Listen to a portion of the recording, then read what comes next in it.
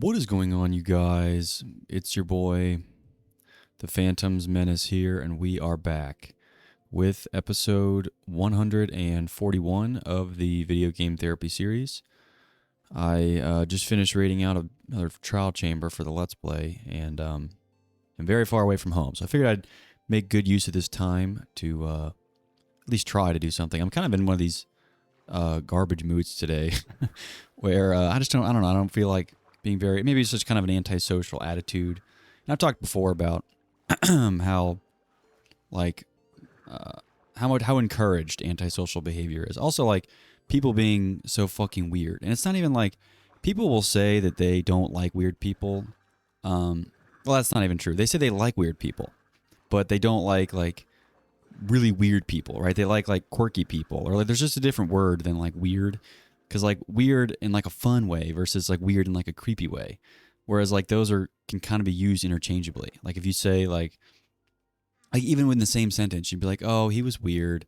Like you could say it like that, where it's like, all right, well, it sounds like, the date didn't go that well, with a weird guy. Or it's like, oh, he was like weird, and like that was like much more of an excited weird. So there's just different, like, I don't know, weird itself is not very descriptive anymore. But I feel like in that vein, more people now are just being pushed to weirder and weirder, the weirder, the bad kind of weird, where it's like, get the fuck away from me, right?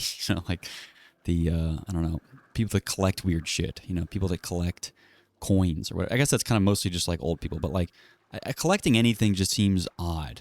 Like, especially like collecting like a materials, like, I mean, maybe outside of like, like a book chronology that you really want, like maybe like that can be collecting, but I don't, people that just spend their like hours and hours trying to collect these rare, Beanie Babies or coins or just other things. I don't really get that as a mindset. Now, I will defend collectors in some vein. Like I understand the basic principles of why collecting something is fun.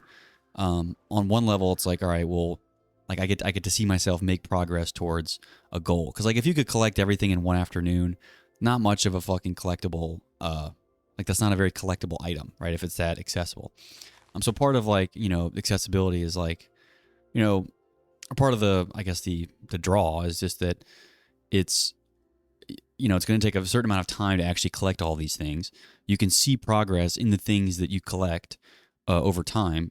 There's a certain rarity to these items that you're collecting, presumably. Whether this rarity is artificial or like genuine. Like collecting gold or something that's not the same as, in my opinion, as collecting, fucking Beanie Babies or like used socks or something. I don't know. People collect the fucking weirdest shit. But making progress on, on a set of items that all share some theme or something is, you can see the progress.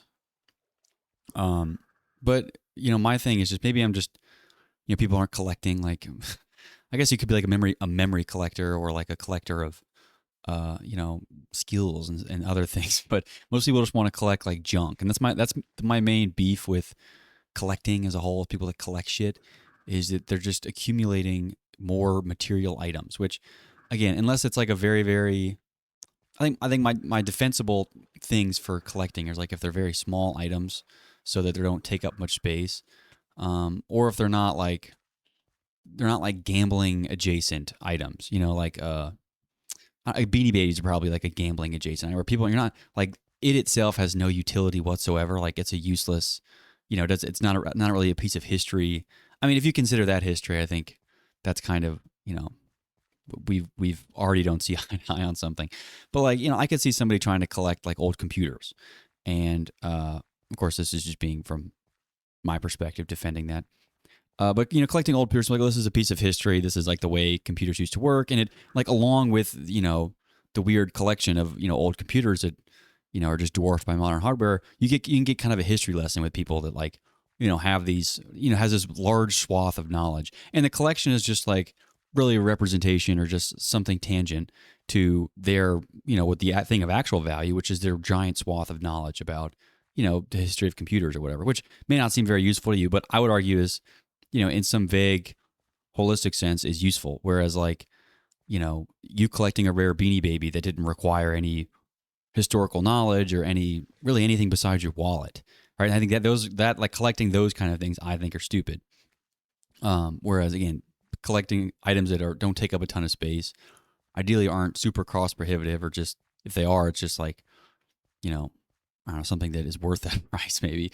Uh, but then, because then things that accompany skills and knowledge, I just feel like those to me are much more valuable than just accompanying people. We don't need any more junk. I'm so tired of seeing junk. Everybody has junk everywhere, and myself included. It's not like I have no junk, but I'm an aspiring and a failing minimalist. So the junk I have, I'm actively trying to get rid of. I jokingly say to people that want to get me birthday presents, I think birthdays are fucking stupid. I've said that 1,000 times. People want to give me birthday presents. I said, come to where I live and take something from me, like steal something, like rid me of a possession of mine, so I don't have it anymore. That is your gift to me. And of course, don't take like my car or my computer, with some acceptance. But to me, that would be more of a gift than like giving me more plastic shit. Because very few people that give gifts really, maybe I'm not gonna say have my taste in, quality, I suppose. But that's one way to look at it. Is I have a certain threshold of quality for anything, even if I don't want to, like, if it's not, my thing. It's like, even like, like this is a stupid example, but like pens or something. Like, I'm not just gonna go out and like just buy cheapo pens. And some things I do kind of just go that buy it once cheap route. But when I bought a pen, which was, again, kind of one of the stupid impulse purchases, I spent a long time looking at like the different, pen brands, the longevities of these pens are very important to me. I'll be happy to say that I've had the one pen I bought like 2.5 years ago, I still use and I still replace the ink cartridges for. So the longevity of that has at least held up.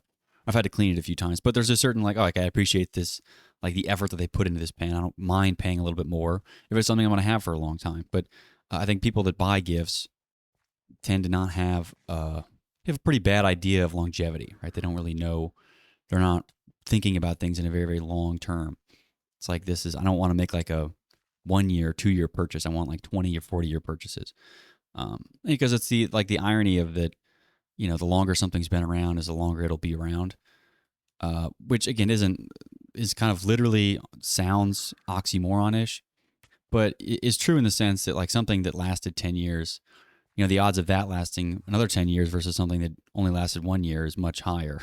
So, intuitively it's confusing, but it totally does, matter. But that's not to say like a 50-year-old microwave, I would take that over a 20-year-old microwave and expect the 50-year-old microwave to double its lifetime versus the 20-year-old. I would say, again, it's, exponential to a point where it kind of drops off.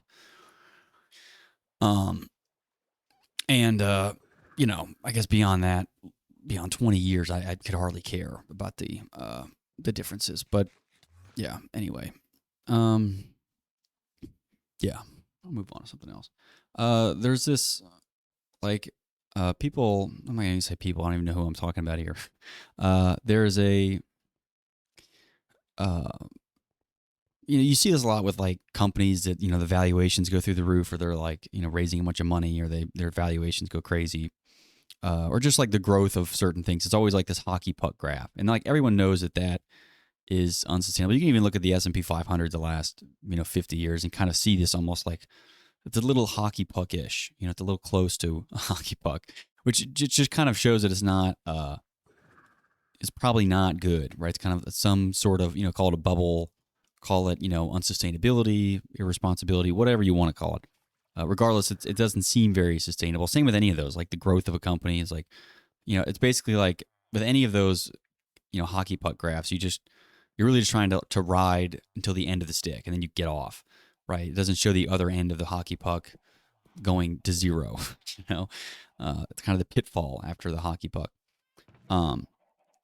But I want to talk about this S curve, which is interesting, and that is it's basically it's a hockey puck, but then instead of like a drop to zero, something that would stick around, it kind of gets this this S curve after a correction, probably. So it's like an S curve with a little spike in it or something. Or I don't expect things to just slowly level off, but that's one I suppose one possible outcome of things that map that trajectory. And my argument around this is just that more things than one would expect, I think, follow this S curve. This S curve seems almost more universal than, certainly more universal than the hockey puck curve, in my opinion, because that's not, in my view, universal at all. It's kind of just like that's like a fake, like ideal, um, idealistic thing where it's never really going to happen. Let's see, Bad Omen 5. Um, Whereas I think the S curve is like, again, probably it's still in an idealized form. Like I don't expect the S curve itself to be everywhere. Like it'll be some mutation of that. It won't be exactly an S curve.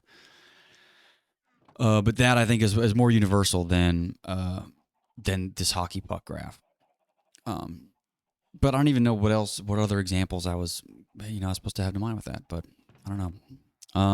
Move on to something else here. I guess talking about wasting my time. Uh, I maybe it'll surprise no one that listens to this, or whoever. I'm not bad at wasting my time. I think I'm pretty decent at it. I have an affinity for finding stuff to do or ideas, or I can waste my time. Right? That's never been an issue of mine. Is being able to waste time. And there's this quote that I saw today that was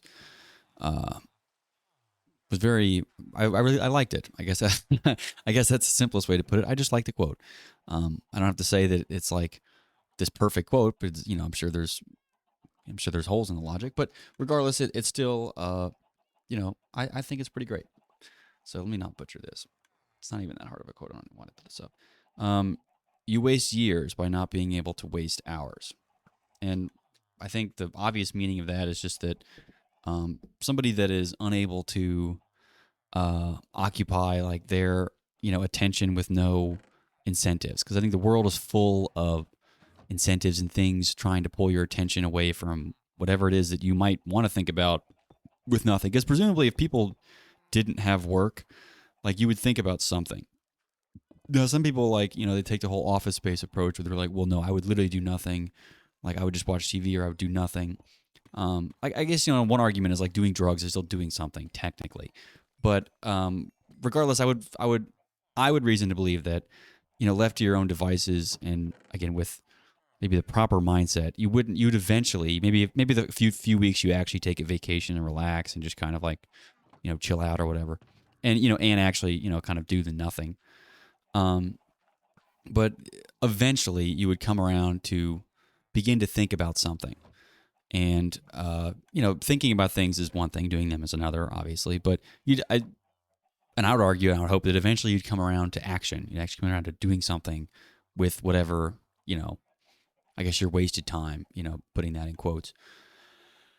But people that don't ever get a situation where they have to like really ask themselves, like, what do I need to, what should I work on? Like, what do I want to do right now? Like, they haven't even had that autonomy. Because I mean, think about it, you're grown up in the West, or maybe in other countries it's even worse. I don't know.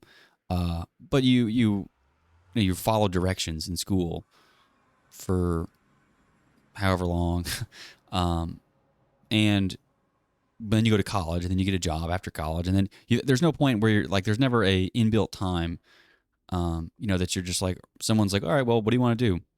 Like people kind of ask you along the way, like while you're busy doing other shit, like you don't really have time to like, if someone asks you, oh, what class you want, you can't wait like a week and like figure out what you want. You pretty much have to be ready to say, or just commit to something with having no knowledge of what that thing is, like, what that occupation even entails. Besides a half-assed career day or something like that. But also you don't have the time or the space to really think about that and consider what it is that you actually want to be doing. And I guess in this way, kind of how you want to waste your time. Now, I guess with this, I'm implying that jobs in some way is a waste of time, but I'm also kind of, grouping in the entirety of life could be thought of as a waste of time, right? I think abstracted to this end, it's like, what is life other than like the passage of wasted time? The value of time itself is only really tied up in like, who says what's worth anything. It's like, to me, my time is worthless, but to somebody I'm charging money for, like my time, that's worth some amount of money. I think people that only ever think in this, like, well, what's your time? Like they're always thinking about the value of their time. And this obviously results in like this whole optimization, fallacy or problem where you're just always, the analysis paralysis. It's like you're so caught up on trying to make, your time the most valuable when you haven't like, you got to do something, right? Like, doing nothing is the least valuable time. Uh, you know, whereas doing anything is more valuable than that. So yeah, you obviously don't want to get caught up in doing that, but I'd say people are often like enjoy, or not enjoy, but they just find all creative ways to, not give themselves, or not make it such that they have idle time, right? And I think maybe part of this might go back to like a whole Protestant thing where it's like, idle hands are the devil's play or something like that. And they think that like if you're not doing something, like you must be jacking off or something, which is kind of like this. I mean, I don't even know what what the intention was with that original quote. Devil's hands are the or the idle hands are the devil's child. But regardless, there is like a enormous amount of like shame, or just like, not even, maybe misunderstanding is still too weak of a word, but just shame is probably the most accurate word. Like shame about people that aren't like, what are you doing right now? It's like, well, maybe I'm just kind of giving early retirement. I don't know. You can kind of I'm just kind of letting myself think about the different options on doing things, and kind of learning, in some crude way, learning how to waste time. Learning how to waste time that I, enjoyed wasting, right? Because there's wasted time that you regret, and there's wasted time that, you would enjoy.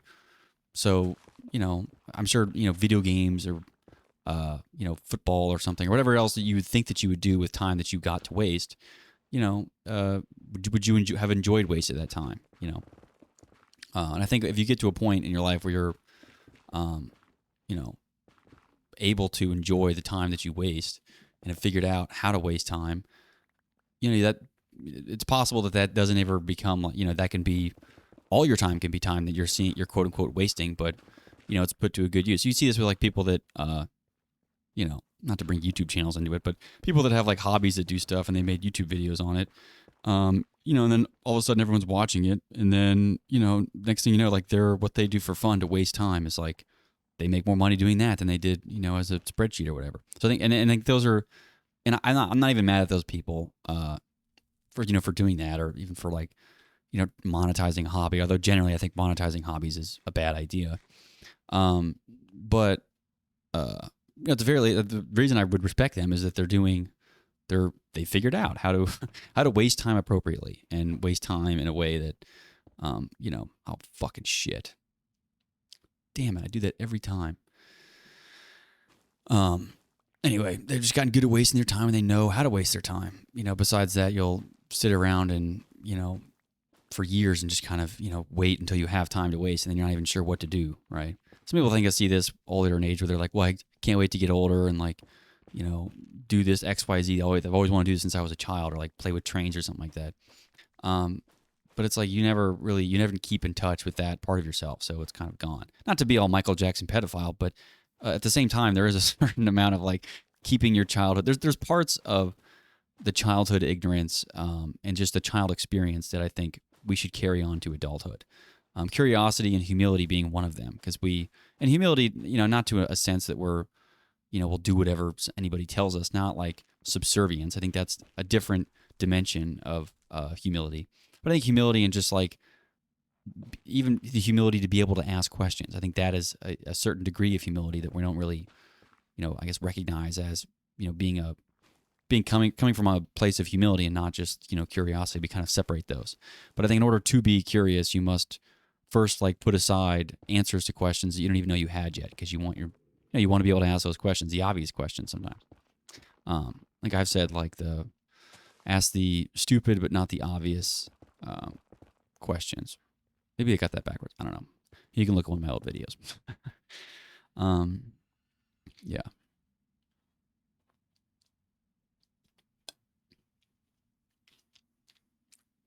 It's interesting to think about, and I think part of this also is a broader, I guess, conversation on like, what people think, humans are, or how people think about humanity. Some people, think that humans are, inherently like finite creatures, in which I would kind of take this camp where, humans have limited, we obviously have limited biological capabilities. It's not like we're, every one of us is, infinity tall.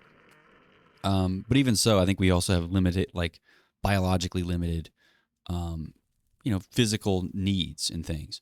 And part of this could, I guess include the social aspect of humanity, but more or less so just looking at like the physical limitations of human. Very few people are, quick to say that there's an infinity to our physical presence. But beyond that, I think something that does feel more, I'll say infinite, for lack of a better word, is like our, not to be corny, but like our imaginations with things. It's like we can imagine that we could imagine an infinite number of things, but we obviously only think or imagine a finite number of things. We don't even know how many or what counts as a thought about something or what what a thought is, just because we can't define those words in any way that is I guess materialistically or reducibly useful. But it does seem that our thoughts, or at least our imaginations, are theoretically infinite, despite, I guess, the rest of us being literally finite. So, I guess how to write. I guess what am I doing? Lost the hoe. But yeah, I think people that have an unlimited view of the human and think that we're capable of everything, or like an infinite amount of change. And I think one of this is one part of this whole argument is around I guess people trying to I don't know, govern humans. They're like, well, humans are just nasty brutish animals that will fight and fuck and are horny or whatever, rude or racist or whatever. And you could come up with all these things that biologically like do describe humans. But then other people kind of had this like, well, we've kind of changed before and evolved, and then like we can do it again. It's kind of more of the hippie mindset with what humans are capable of. And I think more people now are realizing that there is at least a strong limit to the amount that we're able to change. Just rooted in our biology. It's like there's not, besides chopping off everyone's balls, there's not really a way of making us not these kind of sex sex addicted weird monkeys that just love fucking. That's just kind of what humans are out of the womb, again, short of castrating them, all of them at birth. But I think more people now are more willing to admit that. And it's like, well, maybe that's maybe that's a reasonable assessment, because for the longest time I feel like people were like, well, we don't always have to be slaves to our carnal desires. We could transcend these things. Maybe that's what some of what people are doing, like on the the technology front side, is to try and like get beyond these biological limits. But in many ways, I think that is like not only like silly from like just a conceptual standpoint, just like us fighting biology on things. It's like I don't know that we're gonna win that battle down the road. But also like just kind of assuming that like we know the best direction for biology.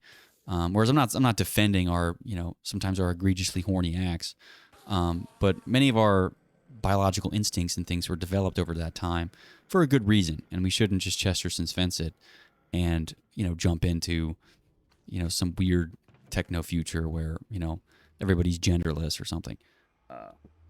Because I just don't think I think there is a true limit to what and we're so far out of our we're kind of so far out of our what is this?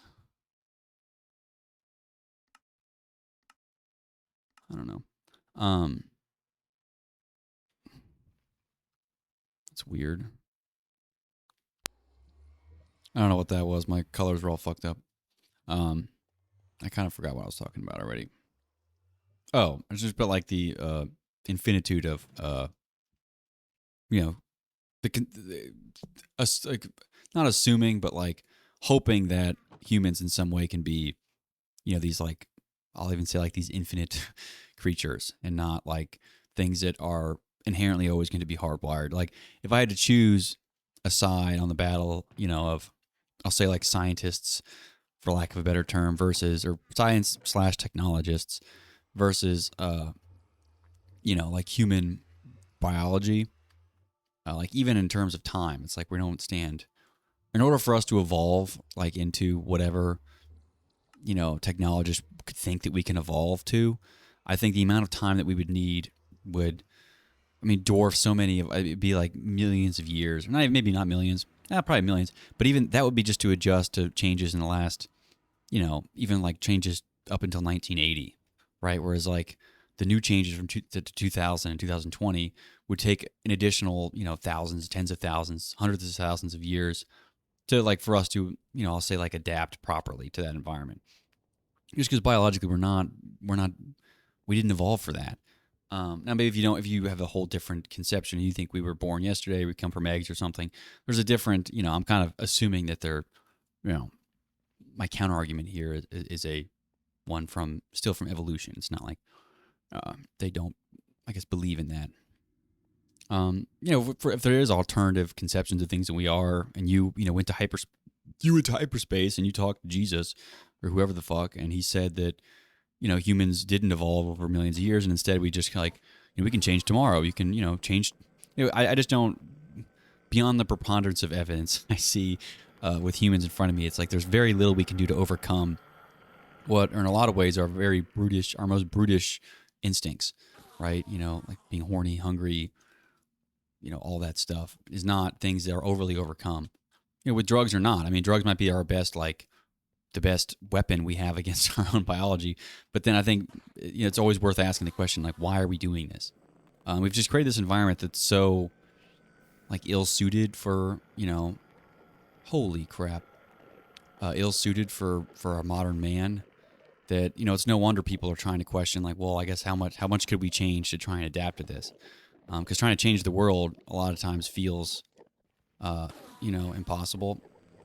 So then it's like, well, we could change, I would argue you should change your environment, people you're around, and I guess do what you can given the circumstances. But some people are like, well, we have to evolve again. It's like now we have to use AI. That'll be our next phase of evolution. I'm like, if that is what our phase of evolution is, I'm not sure that we're in good hands. But yeah, I don't know. I just think it's a losing battle trying to fight our evolution, our biology. It seems like we're going in the wrong direction to try and make life, more, not even more bearable, but just like so that more people can achieve, what success is. And I think maybe this all just kind of defines on my very, I'll even say like a 1950s version of success, whereas like people might be thinking in like, I don't know, a 2010s success or something like that, where it's like, I don't know, you get to jerk off, you have, you get a, I don't even know what the modern version of success is supposed to be, but I guess lowering your standards to that. But I'm thinking in the terms of like, having sovereignty over your own life, and I guess you could accomplish all that just being homeless. So it's not even necessary that you kind of, it's kind of accessible to everyone, anyone who's got the balls to just kind of get up and go, but then at that point you're still kind of like, you're in enemy territory. There's roads everywhere and whatever. It's like good luck living like a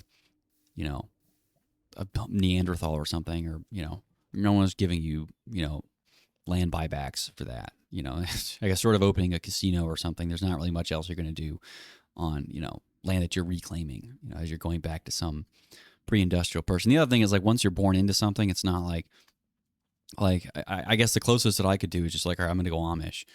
And then you could, kind of go that. But then people are like, well, it's just a weird like religious thing or something. And it's like, feels weird to have like, grow up with a Game Boy and then have to like, weirdly like renounce it. It's almost like it's like, are you compensating for something? Are you that worried you couldn't really handle, regular society or whatever?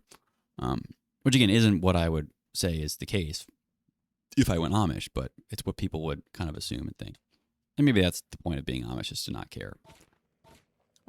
But in some weird way, I just, feels like we're very, and, it also kind of feels like a spit in the face to your own kind if it's like, fuck all your achievements, all the shit you made sucks. I'm going to go back to the woods, which isn't ever my point. Like my point is like, oh, we've made some cool shit as humans. I'm not denying our ability to like throw some shit together and engineer some stuff and figure out the world. I'm just thinking we're a little bit cocky right now, a little too cocky. and I don't know if this cockiness is going to pay off. We should probably dial it back a little bit and accept that, on some levels we are these kind of barbaric monkeys, and that's fine. It's not like I don't think it's a reason to exterminate humanity. It's just let's be a bit more thoughtful and thorough about what the fuck we're doing and not rush to things. It's just this, I don't know, there's just kind of this widespread sentiment of moral panic that is very normal. It's most normal to be like, oh my God, we're just like hanging on. It's like just the edge, whereas that just feels strange. Maybe not in other times, but just, I don't want to exist. I don't want to live my whole life in this kind of state of like perpetual half panic. They're like, oh no, the news is pretty bad. You seen the news lately? It's like, I don't really give a fuck. Like what, short of like, a nuke coming in, which I guess I'm just going to die, whatever. There's not much that I think should worry me, to no end on a day-to-day basis. Like there's only so many, and I've talked before about this kind of like wide yet shallow pool of empathy, which I think, should be what people adopt. Is again, if you feel if you don't feel bad for somebody at all, it's like maybe that's a problem. Maybe your feet need to be wet, preferably. But then like if find yourself like neck deep in sympathy for one person or one particular situation, again, I ask yourself, maybe you're in a little bit too deep of your empathy. Spread that out. I feel bad for everyone a little bit. It's unfortunate, but I think that kind of I don't know, communist approach or something is a better way to do it than to have these little pockets of empathy where you drown and nobody can talk you out of somebody killing a dog, or Mercy killing a dog or something like that, but you could care less about the people getting their heads blown off or something. I don't know. People just have weird like things that really get them going on. They have weird things that they really care about. It seems like they're just strange hills to die on. And some of this might be compensatory, but like for people to make up for, I guess other, areas of cognitive dissonance, which I kind of hate that word, to be honest. It kind of assumes that like, cognitive dissonance basically is like holding two contradictory ideas in your head at once, or like believing in two contradictory things, or some people even boil it down to like believing one thing and then doing a contradictory action is a form of cognitive dissonance, since you're like, saying one thing and doing the opposite, or saying both the thing and the opposite and claiming that they're any different, or just living with those. And I've said before, and I'll say it again, to be human is to be some degree of hypocrite. So to act like cognitive dissonance is this like, oh, gotcha, like you can't say shit now because like you believe in two, hypocritical things. I said last episode, like I believe that like humans, we have a bad case for like us, if suppose we're like, going before the creator and they're like, all right, tell us what your species has done. It's like, well, our species, we built rockets and stuff, dolphins didn't do that. We did all kinds of crazy shit. And yeah, we kind of blew up half the planet and we kind of got really mad at each other all the time for random stuff. And then, I don't even know how our story would have ended, but at some point we would have, the creator or God or whoever would be like, yo, what do you got to say about all this stuff that you guys did? You're killing each other for making like these crazy surveillance and weapon systems. And like, yeah, maybe got a little bit carried away with, that dimension of it. Whereas we, compare that with like the argument of like, dogs or something. It's like, well, we were just there, wagging our tails and being happy. And they're like, well, it's kind of tough to see how the humans get in and the dogs don't, right? If this is some kind of, cosmic heaven or something, the case for humanity is weak. But at the same time, I can believe that and know that, but still want my species to survive and not be like one of these human haters that, the humans suck so bad we should replace them with a crappy LLM. Like I still think we're better than, us not being here. I'd rather us exist than not. There's just a lot of stuff we got to clean up, and a lot of this starts with not even like physically clean up. I think we got to clean up like our act, like who the fuck we think we are, like our ego and everything. That's the part I think we really got to clean up, if I'm being honest about that. Anyway, I don't know. So yeah, people like just try to use cognitive dissonance as like a kind of a gotcha term to like, and like, well, you're saying one thing and then like kind of believing another. It's like and I couldn't do this off rip, but like I could do this if you give me enough time with anyone. I could do the same thing, prove an inconsistency or somehow. But even just like this whole concept of like a modern like debate, I think is kind of stupid. It's like, oh, he won the debate. It's like, but like, can no one ever ask the same question again? Like, to me, that would be what winning a debate is.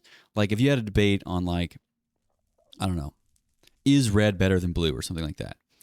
And like I was debating red, you were debating blue. If like, I think the only reason you could say like I won the debate is if nobody ever asks ever again if red is better than blue, or if somebody does, you can say, well, Rusty Buckets obviously like he won that debate where he said red is better than blue, so like therefore like that's kind of the answer, like that's kind of it. But like any other question where it's like, what's your opinion on gun control? Like those are still kind of open questions that can change all the time, and like, what does winning that debate even look like? Like, most of the time, they've never seen anyone actually leave and be like, you know what, you're right. Like, thank you for sharing this. Like, your opinion means a lot. It's always just like, well, no, your statistics are wrong. And then it's like, no, you're wrong. And they're like, well, that's why you're ugly. And they're like, yeah, you won. It's like, that's not, what the fuck was that? That's not winning. Winning what? Like, if the person changed their mind, we're like, oh, you're right. I'm now going to be like a pro gun. Like, that would be winning, even. Like, it's not even like changing the subject, but like changing somebody's opinion. You didn't even change it. All you did was just like get him pissed off, I guess. Which I guess if that's winning, like just defending somebody or pissing them off, then it's just like, all right, well then the biggest douchebag wins. Like anyone who's going to say the most out of pocket shit to somebody to quote unquote win the debate will be, the master debaters. It just seems fucking stupid. It's like, I don't know that, how do you even win a debate? Like, I don't know. You make strong argument, but that's never what like the titles are. It's never like, such and such makes strong argument. It's like, no, you just, so and so pones, more normie liberals or something. But it's like, well, did they change their mind? Okay, if they didn't change their mind, then I don't know that. How did you win the debate? Like all you did was just kind of like, you won a point for your ego, but that's not winning. Like you didn't change their mind. You didn't like make the question no longer relevant because of your, master debating skills. Like you did nothing. They still believe the same ignorant, in your opinion, the same ignorant lie. They still believe blue is better than red, even though like, you quote, like then you didn't win. I don't know. That's just a silly concept to me. Fucking winning debates, stupid. Even the premise of the debate, I think is rooted in good. I think it's rooted in a good idea, like the whole like Socratic method of inquiry. But I don't think that modern people, like I'm not gonna say we're too competitive. I mean, we are by and large probably too competitive. I guess that's probably fair. But I think that competition, it's now where like you would rather win breaking the rules than lose by following the rules. But I think like that, at one point that wasn't the case. Like there was more shame in cheating to win than just losing, right? And I think now society is full. I'm not gonna say full, but there are more people now that I think are like. They way much closer to that. Like, well, cheating is if you win and cheat. Like, who cares? Whereas like that used to be like, if you cheated, you didn't fucking win. You lost and you sucked because you cheated. But like now people are like, well, Barry Bonds, he's still like, there's an asterisk, but like, who really cares? It's like, well, I feel like there's some value lost in that. If like, people now like, well, he cheated. It's like, well, but like. His name is still on there and like people still like they know him. Like they only found out he cheated after. It's like, well, not only did you ruin the whole event for like whoever would have won, presumably not also cheating, but now it's like everybody's fucking cheating. So then it's like, well, then it's like, Lance Armstrong, like, well, but Barry Bonds, and then like, but Sammy Sosa. And it's like, then you're just going, everybody's cheated all the time. And there's like, well, now that like one person has cheated and like no one really cares, there's no point in not cheating. Like there's no one's going to like, I think if Shohei Ohtani or someone came out and were like, yeah, I've been doing drugs. You think people would be like, ew, disgusting. Like yeah. Again, some people would be like, oh, fuck this dude. Like, that's it. I'm never watching him again or whatever. Kick him out of the league. Many people just wouldn't give a fuck. Like, I mean, they're like, all right, well, I mean, is he on my team? Like, that's not fucking fair. Like, what the hell? I don't know. I think that we lost something there when it became more okay to cheat and to win than it would be to just fucking lose. So losing with dignity is still like, well, you're trash. If you really cared, you would have, like, you would have cheated, which is such stupid logic. Like, what the fuck? Like, if anything, not cheating shows I don't care enough because I don't want to put in the effort. I guess there are some things where it's like, I'm cheating at this because this is stupid. But that's almost never the case. It's never like people are cheating out of a moral thing. They're cheating for purely selfish reasons, which I think is different. Like if you're cheating on something because you object to the moral. And obviously, there's some you have to be reasonable with this. But if you object, like morally object to something, and you cheat on that grounds, that's one thing. But I think very few steroid users were morally morally mortified by like somebody not injecting your body with steroids. Like that wasn't like, oh, how what an immoral thing to. It's like, no, that the natural way of being is to not do that. So there's no way no one had a moral argument in favor of steroids. But that would be my only exception with like cheating. But that's never the case with people that cheat and defend cheating and whatever. And I don't know. I guess do the steroids, do all the steroids you want. They could do more sports like they do in powerlifting, but again, it'd be like impossible. What they do in powerlifting is they have a a tested federation or tested leagues or tested things where people actually get like drug tested, and then there's untested. So pretty much like if you want to do it raw and do it the way God intended, you would do one of the tested leagues. And if you were like, I want to see how much how small my penis can get, regardless. I want to see how much I can lift. Then you do the untested league, and it's kind of unspoken art. Anyone who's in the untested league is on gear. Like no one's gonna like, oh, you're on steroids. It's like, yeah, no shits. We're all on steroids. People won't get mad at that, but it would be almost impossible to institute something like that for other sports and things because there's so many degrees of like, well, it's not like he's not using steroids. He got a thyroid condition diagnosed. It's like, all right, so he has a doctor friend that that he told him he needed this diagnosis so he could get HRT or something. Like that's not fair either. That's just cheating, but like with a doctor's note next to it. That's the same thing. So it'd be kind of impossible to do that. But I think the way that and I'm sure that in the powerlifting segments too, there are people that legit like do steroids and still like perform in the untested leagues. But I think at that point you'd be like, dude, what? Just please do the untested. Like you're just kind of ruining it for everyone. The few people that are trying to do this the right way, you're ruining it for because now they can't win because they're not on steroids. So I don't know. I'm Jesus. What? Anyway, yeah. I guess I kind of want to talk a little bit about I don't know, a free life. I wrote down here that like I was trying to define what. Oh no. I was trying to define what like a free life entails. Like what does it mean to have a free life? And I think one, I guess the privacy way of looking at a free life is one that is capable of generating secrets. And there's not, like I guess what constitutes a secret is one thing, but like having the autonomy to choose, to choose when your information is accessible, and for what purposes. Which you could argue that like, well, we already kind of do that because like we have like HIPAA rules and stuff, but a lot of those are not in good faith. It's not like. And also like they never define like what these third parties are. So like that could theoretically be anyone, including like the government, which is not really what people have in mind. It's not like there's people aren't surprised. Like anyone would be surprised at like what happens and like who actually ends up getting their hands on most of the data that they collect. But like the intention and like when you see it on a document, they're like, oh, this looks very benign and normal. It's like it's a health document. I have to sign it. Like no one's I can't like not sign this document. They're not gonna do whatever I came there for.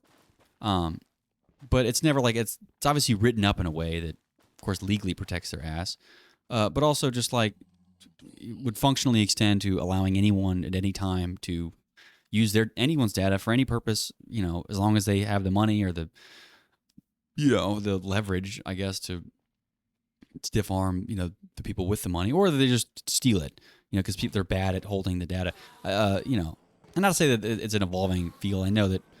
Like security in itself is kind of a it's all a spectrum and it's difficult for things to be secure, but it's like hilariously insecure, like how bad a lot of these systems are.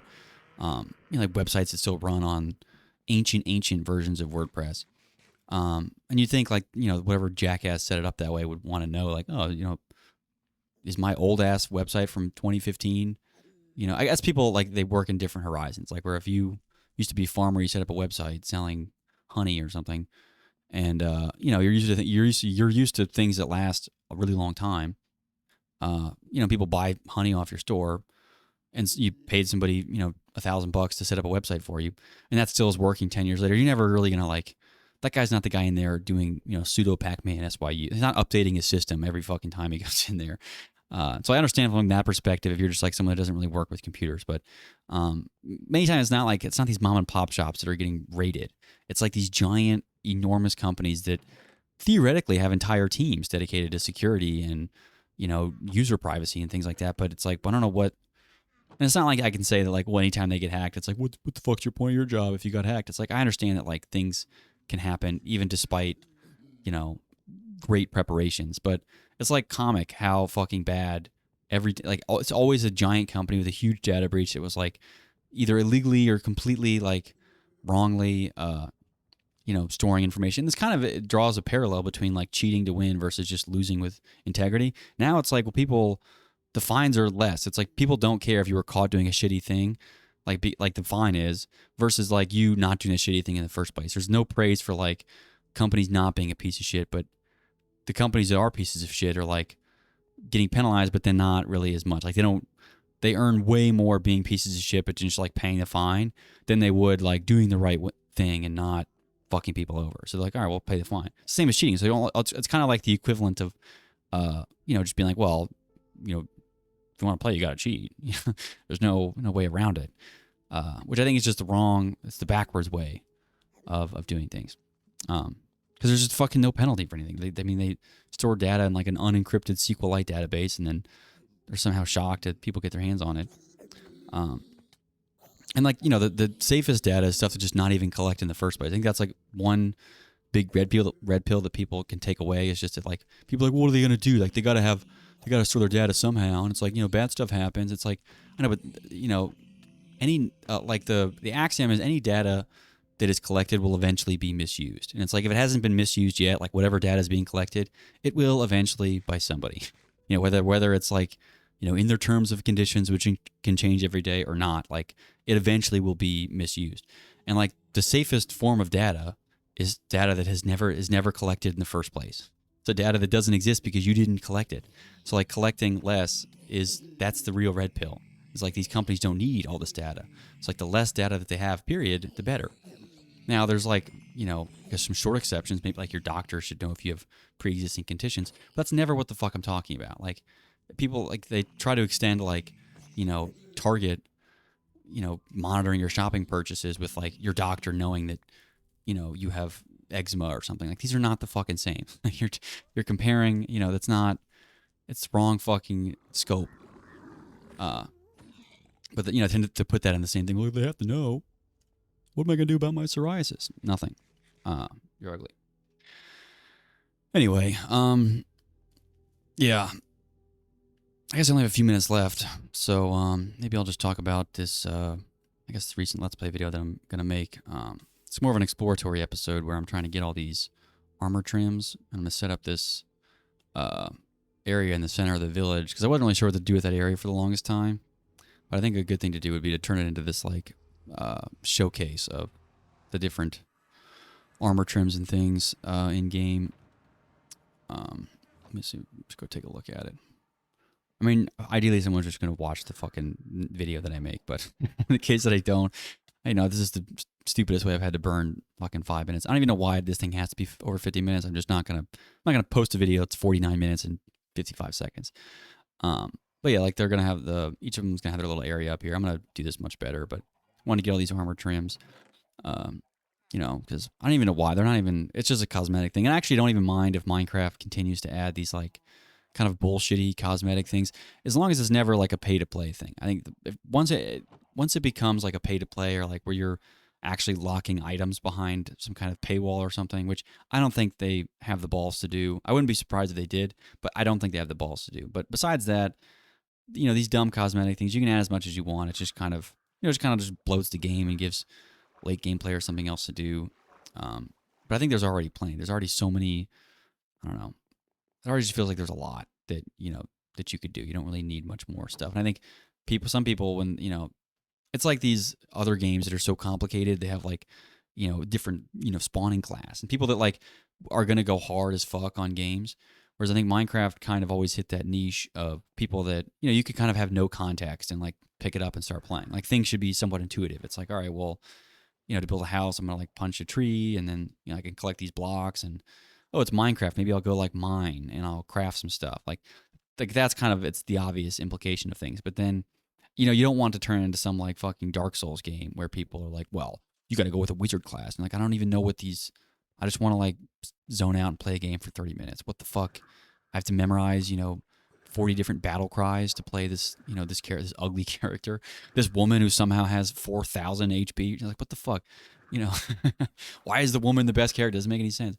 I don't know. I feel like that's the one kind of concern I have with any kind of Minecraft update is like, are they going to add more just bloated bullshit features that don't really do anything and are just kind of there to like confuse new players of like, what the fuck are these things? These are not, where it's like it started with like sheep and stuff. It's like everyone, oh, you look at it like, oh, it's a cute sheep because it's like, a pixelated sheep. And now it's like, what is that? A whirly gig or whatever the fuck, a wind monkey, where it's like, you see this like a fish, like that's fine. I see it's a fish. It's like a salmon. All right, that makes sense. There's squid, trees and things, but like stuff that is beginning to be like, it's a, dragon. It's a sniffer. What the fuck is a sniffer? That's not a real animal. Like, why not? There's still plenty of real animals left. Why are we immediately going to the fake animals? I don't know. I've hit my fucking quota, I guess. Yeah, I have very little to complain about Minecraft, to be honest, though, because I don't even follow the updates and I don't care. Anyway, thanks out. Peace for watching.